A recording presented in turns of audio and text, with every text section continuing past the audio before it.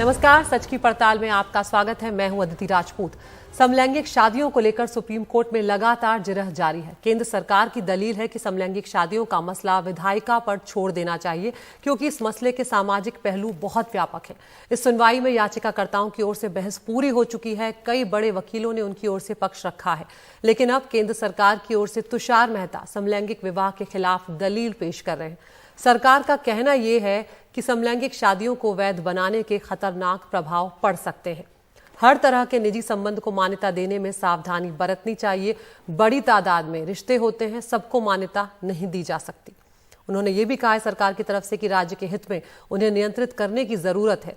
कल को कोई भाई बहन के विवाह को मान्यता देने की मांग करने लगे तो क्या होगा? ये बड़ा सवाल सरकार की तरफ से उठाया गया है। सरकार का पूरा जोर इस बात पर है कि समलैंगिक शादियां समाज के ढांचे पर असर डालने वाली हैं और इनका प्रभाव विरासत, उत्तराधिकार, गोद लेने, तलाक लेने समेत कई तरह के कानूनों पर पड़ेगा।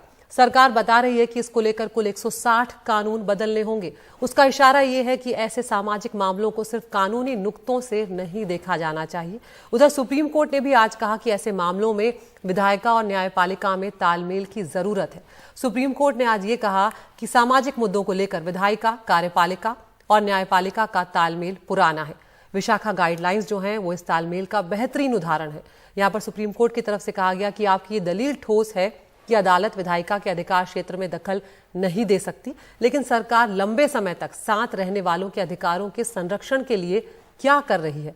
लंबे समय तक साथ रहना भी शादी होती है। उन्हें बैंकिंग, सीमा, बीमा जो होता है वो, दाखिले की सुविधा आदि ये सब देना होगा। ये सुनिश्चित करना होगा कि ऐसे रिश्ते समाज से बहिष्कृत ना हो। तो मामला निजी चुनाव के अधिकार और सामाजिक मान्यता के बीच का है। ये भी है कि संविधान के भीतर रहते हुए विधायिका और न्यायपालिका कैसे एक अहम सामाजिक मुद्दे पर आगे का रास्ता बनाए। इस मामले में अगली सुनवाई अब 3 मई को है, लेकिन इस बीच समाज की दूसरी एजेंसियां अपनी प्रतिक्रियाओं के साथ सामने आ गई हैं। आज 100 से ज्यादा पूर्व जजों और IAS अफसरों ने समलैंगिक शादियों के खिलाफ राष्ट्रपति को चिट्ठी लिखी है और कहा है कि इसे मान्यता नहीं दी जानी चाहिए। बार काउंसिल भी समलैंगिक शादी का विरोध करते हुए अपील कर चुका है कि यह मामला विधायिका पर छोड़ा जाना चाहिए। दूसरी ओर 36 कॉलेजों के छात्रों ने बार काउंसिल के इस रुख पर निराशा जाहिर की है। तो कुल मिलाकर इस पूरे मामले पर सबकी नजर लगातार बनी हुई है और आज हम सच की पड़ताल में ये सवाल उठा रहे हैं कि समलैंगिक शादियों पर केंद्र ने जो सवाल उठाया है कि निजी आजादी के नाम पर कल को भाई बहन की शादी की भी मंजूरी दी जाएगी, तो क्या समलैंगिक शादियों से सामाजिक अराजकता फैलने का खतरा है? आपके पास रोज की तरह 3 विकल्प हैं, हाँ, नहीं और कह नहीं सकते। आपकी राय हम दिखाएंगे ब्रेक के बाद सच के मीटर में। फिलहाल 2 खास मेहमान हमारे साथ जुड़ रहे हैं। अश्विनी दुबे हमारे साथ वकील हैं सुप्रीम कोर्ट के, और डॉक्टर रुथ वनीता हैं, लेखक हैं, यहाँ पर रिटायर्ड प्रोफेसर हैं और love, right, same sex marriage in modern India ये किताब इन्होंने यहाँ पर लिखी है। वनिता जी, सबसे पहले मैं आपके पास ही यहाँ पर आना चाहूंगी, जहां पर समलैंगिक शादियों पर केंद्र ने सवाल उठाया है कि निजी आजादी के नाम पर कल को भाई बहन की शादी की भी मंजूरी दे दी जाएगी। एक तरह से वो सामाजिक अराजकता का यहाँ पर सवाल उठाते हुए नजर आ रहे हैं, चिंता जाहिर कर रही है केंद्र सरकार। देखिए, भाई बहन आदमी और औरत हैं। आदमी और औरत का कानून की शादी कर सकते हैं। अभी तक किसी भाई बहन ने कहा नहीं कि हम शादी करना चाहते हैं। जिन 31 देशों में समलैंगिक शादी मान्य है, किसी भाई बहन ने शादी करने की जरूरत नहीं की मांग नहीं की है। लेकिन हजारों भारतीयों ने ये मांग की है। शादियां हैं, अभी हैं, शादीशुदा समलैंगिक दंपतियां हैं इंडिया में भी और इंडिया के बाहर भी, इंडियंस के। तो ऐसा नहीं है कि शादियां नहीं हैं और कोई सामाजिक ढांचा घिरा नहीं है। उनको सिर्फ अधिकार नहीं मिले हैं, यही फर्क है। और ये तो बेकार, आपत्ति उठानी है तो आपत्ति उठाओ, कल को मेज कुर्सी की शादी होगी। लेकिन किसी ने ये मांग की है भाई बहन की, नहीं की है ना, तो ये बेकार की आपत्ति क्यों उठा रहे हैं? बिल्कुल। यहाँ पर अश्विनी जी आपके पास आऊंगी। सुप्रीम कोर्ट ने यहाँ पर ये बात उठाई है कि ऐसे लोगों को रोक नहीं सकते, लेकिन क्या उन्हें अधिकारों से वंचित रखा जाएगा? ये बहुत बड़ा सवाल है, क्योंकि समानता की बात की जाती है, अधिकारों की बात की जाती है। यहाँ पर मौलिक अधिकारों से आप एक नागरिक को वंचित नहीं रख सकते और ये बहुत बड़ा मुद्दा है। जी अदिति जी, बिल्कुल। देखिए, भारत का संविधान कायदे से देश के रहने वाले हर व्यक्ति के लिए है, लेकिन कुछ ऐसी बातें हैं जिन बातों को लेकर के एक लेजिस्लेटिव इंटेंट और लेजिस्लेशन बनाने की जरूरत है। माननीय सुप्रीम कोर्ट संरक्षक है संविधान का, और समय समय पर भी जब भी doctrine of basic structure of constitution की बात आई या संविधान की सर्वोच्चता की बात आई तो सुप्रीम कोर्ट ने हमेशा से अग्रणी भूमिका निभाई। यहां पर सवाल सिर्फ राइट देने का नहीं है, शादी से किसी को ना आपत्ति नहीं, क्योंकि देखिए जब 9 जजेस बेंच की जजमेंट आई जस्टिस के.एस. पुत्तुस्वामी की, राइट टू प्राइवेसी को डिफाइन किया गया तो पूरे भारत में ही दुनिया में उस जजमेंट को सराहा गया। उसके बाद जब नौतेज जहर की जजमेंट आई, डीक्रिमिनलाइज किया गया कि कॉलोनियल टाइम से ये चला आ रहा है, राइट टू प्राइवेसी को देखते हुए वो भी आप देखिए कि पूरी दुनिया ने उसको तराशा। आज सलाह, आज एक तीसरा विषय यह है कि इसी देश के रहने वाले लोगों को उनके अधिकारों की, लेकिन कुछ बातों की तरफ अगर देखें, देश में 2 तरह के कानून है अदिति जी। एक कानून है कोडिफाइड, एक कानून है नॉन कोडिफाइड, जो रिलीजियस स्क्रिप्चर से निकला हुआ है। अब हम अगर बात करते हैं हिंदू मैरिज एक्ट की, क्रिश्चियन मैरिज एक्ट की, पारसी मैरिज डाइवोर्स एक्ट की, स्पेशल मैरिज एक्ट की, फॉरेन मैरिज एक्ट की, तो यहां जो शादियां होती हैं वो एक इंस्टीट्यूशन होता है किसके बीच में, मेल और फीमेल के बीच में, और उसके साथ बहुत सारे राइट्स और लाइबिलिटीज फ्लो करते हैं। और जब राइट्स एंड लाइबिलिटीज फ्लो करते हैं तो बहुत सारे कानून है, इंडियन सक्सेशन एक्ट है, गार्जियनशिप एंड मेंटेनेंस एक्ट है, एडॉप्शन एक्ट है, हिंदू सक्सेशन एक्ट है, प्रॉपर्टी राइट्स हैं, पर्सनल राइट्स हैं, वो सारे जो कानून में अधिकार मिलते हैं वो अधिकार देने की बात आती है। माननीय सुप्रीम कोर्ट डिसीजन लेना सुप्रीम कोर्ट के संवैधानिक जो उनके अधिकार हैं उसके अंतर्गत है, लेकिन यह भी देखना पड़ेगा कि जिन लोगों को अधिकार दिया जा रहा है उन लोगों को पूरी तरह से वो सारे अधिकार मिले जो यहाँ पर देश के बाकी लोगों जी। लेकिन अश्विनी जी, यहाँ पर जो बात रुत वनिता ने कही वो कह रही हैं कि जो भाई बहन वाला मुद्दा है उस पर वो कह रही हैं कि जिन देशों में मान्यता मिली है वहां पर तो आज तक कोई भी भाई बहन सामने नहीं आया कि भाई हम आपस में शादी करना चाहते हैं, तो हम इतनी दूर की कौड़ी की बात क्यों सोच रहे हैं, क्योंकि यही बात सुप्रीम कोर्ट ने भी बोली और यही शब्दों का भी इस्तेमाल किया है। देखिए, जब अगर हम कोडिफाइड लॉ में आते हैं तो भाई और बहन के बीच में विवाह जो है वैध नहीं है, लेकिन अगर हम दूसरी तरफ बाकी कुछ मुल्कों की तरफ देखें तो वहां भाई बहन में भी विवाह हो रहे हैं, ऐसा नहीं है। तो एक संभावना और राइट टू इक्वालिटी की बात अगर हम करते हैं, भारत के संविधान की बात करते हैं, मौलिक अधिकारों की बात करते हैं, और कल ऐसी कोई बात आती है तो वो भी उनको भी संवैधानिक वो अधिकार हैं। तो एक संभावनाओं पर जो बात हुई है उन संभावनाओं की को लेकर के बहस करना उसको उचित नहीं है, लेकिन सवाल यहां पर यह है कि अधिकार देना और अधिकार इस तरह से कॉम्पिटेंसी के साथ देना कि बाकी लोगों के साथ उनको इंक्लूजन, क्योंकि एक इंक्लूसिव सोसाइटी अगर बनाना है तो वो इंक्लूसिवनेस तभी आ सकेगा आदिति जी जब लेजिस्लेचर इस पर कानून बना करके और उसको देश के हर आखिरी व्यक्ति तक पहुंचाएगा। यहाँ पर वनिता जी, अगर ये बात जो अश्विनी दुबे जो कह रहे हैं उसमें कानून में पति और पत्नी की जगह सिर्फ स्पाउस या पर्सन कर दिया जाए, तो यहाँ पर एक सवाल ये भी उठाया गया तो महिलाओं को सूर्यास्त के बाद गिरफ्तार ना करने जैसे प्रावधान कैसे लागू होंगे। यानी कि यहाँ पर सरकार ये कह रही है कि अगर ऐसी किसी चीज को हम मान्यता देते हैं तो कई कानूनों में हमें बदलाव करना पड़ेगा, और उसके कुछ उदाहरण यहाँ पर अश्विनी दुबे जी दे रहे हैं। अभी अडॉप्शन वगैरह की कोई मांग नहीं की जा रही है, सिर्फ शादी की मांग की जा रही है। तो हजारों कानूनों को बदलने की कोई जरूरत नहीं है, ना किसी देश में बदले गए हैं, वो अलग अलग बदलते हैं जब मांग की जाती है। जब अडॉप्शन की मांग आएगी तब देखी जाएगी, वो मांग तो की नहीं है अभी। तो मैं सिर्फ ये कहना चाहती हूँ कि देश में हजारों दंपतियां हैं, औरतें हैं जो साथ रह रही हैं, आदमी हैं जो साथ रह रहे हैं 20 साल से 40 साल से। ऐसा नहीं है कि नहीं है, वो शादी कर चुके हैं, रिलीजियस राइट से कर चुके हैं। ओके, सिर्फ ये है कि उनको अधिकार नहीं मिलते। किस तरह के अधिकार मैं बताना चाहती हूँ, and these are actual cases कि 20 साल से रह रहे हैं, एक बीमार हो गई, एक औरत बीमार हो गई, उसके परिवार वालों का हक है कि उसको ले जाए अपने अस्पताल में। पार्टनर के जो 20 साल से रह रही है उसका कोई हक ही नहीं है, वो तो स्ट्रेंजर है, लॉ में वो स्ट्रेंजर है, वो ना अस्पताल में जा सकती है ना कोई डिसीजन ले सकती है। वो लड़की, वो औरत मर जाए तो फ्यूनरल राइट्स भी परिवार ही करेगा अगर वो चाहते हैं।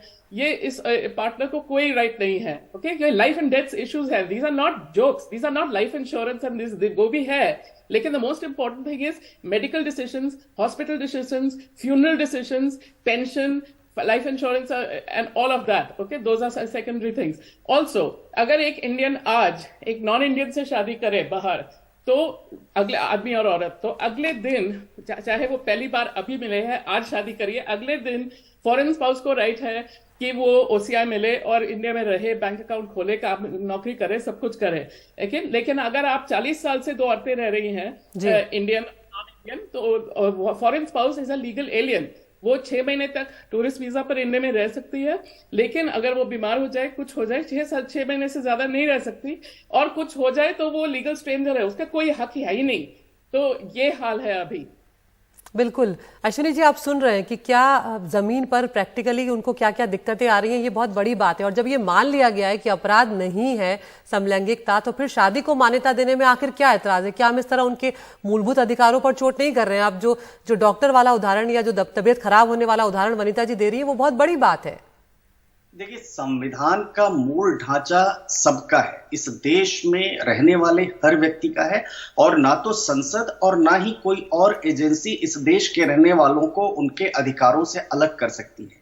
लेकिन सवाल सिर्फ मान्यता देने का, रिश्ते को मान्यता देने तक ही सीमित नहीं है। रिश्ते को मान्यता देने के साथ साथ उनको बाकी कैसे कैसे सहायता मिलेगी, कैसे अधिकार मिलेंगे, कैसे सामाजिक मानदंडों, मूल्यों, विश्वासों के साथ उनको समाज में एक इंक्लूसिव सोसाइटी का हिस्सा माना जाएगा, इस पर भी बहस करना बहुत जरूरी है। तो अश्विनी जी, बैठी तो है हमारी विधायिका, बैठा तो है हमारा सुप्रीम कोर्ट। अभी बात वही वनिता जी भी कह रही है कि शुरुआत तो एक बार की जाए। ये बहुत संवेदनशील मुद्दा है समलैंगिकों का, और बहुत छोटा तबका है। अगर उनकी शुरुआती मांग मान ली जाए तो उसके बाद जो भी आगे रास्ते में रोड़े आएंगे उनको उन तरीकों से सुलझा लिया जा सकेगा।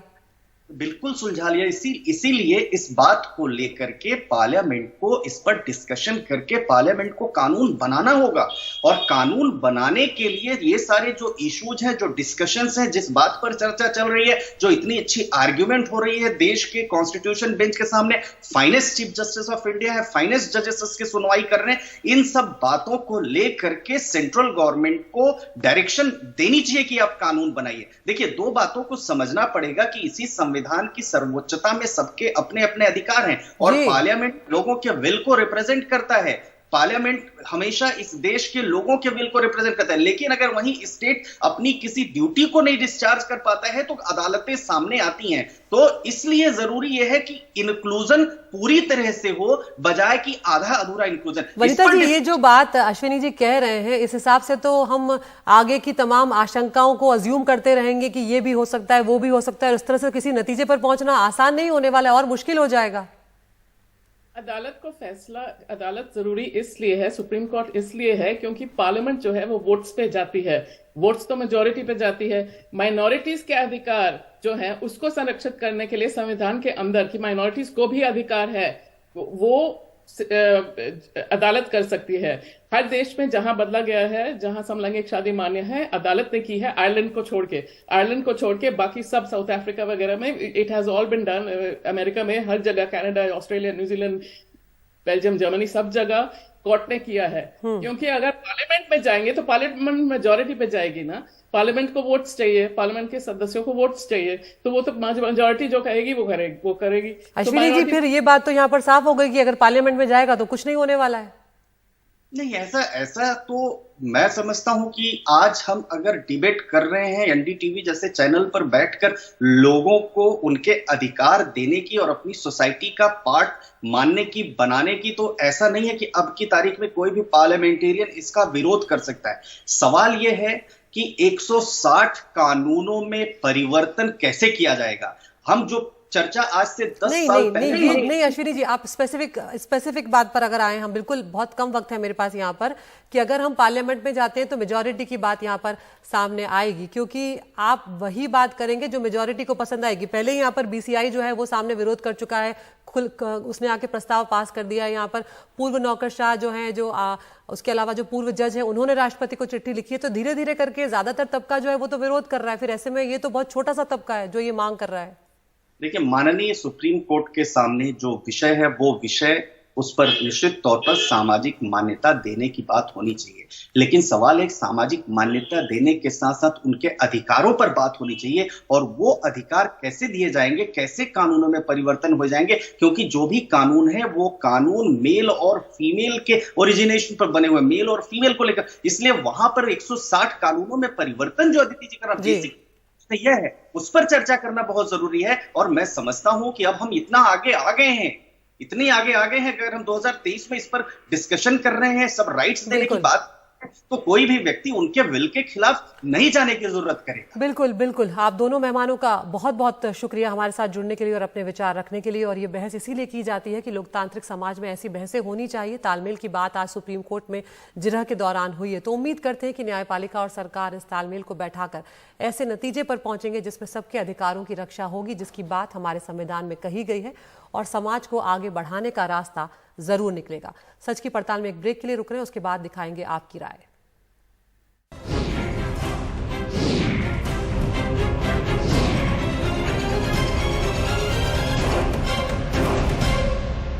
ब्रेक के बाद आपका स्वागत है। तो सच की पड़ताल में आज हमने आपसे पूछा था कि समलैंगिक शादियों पर केंद्र ने सवाल उठाया है कि निजी आजादी के नाम पर कल को भाई बहन की शादी भी मंजूरी दी जाएगी क्या?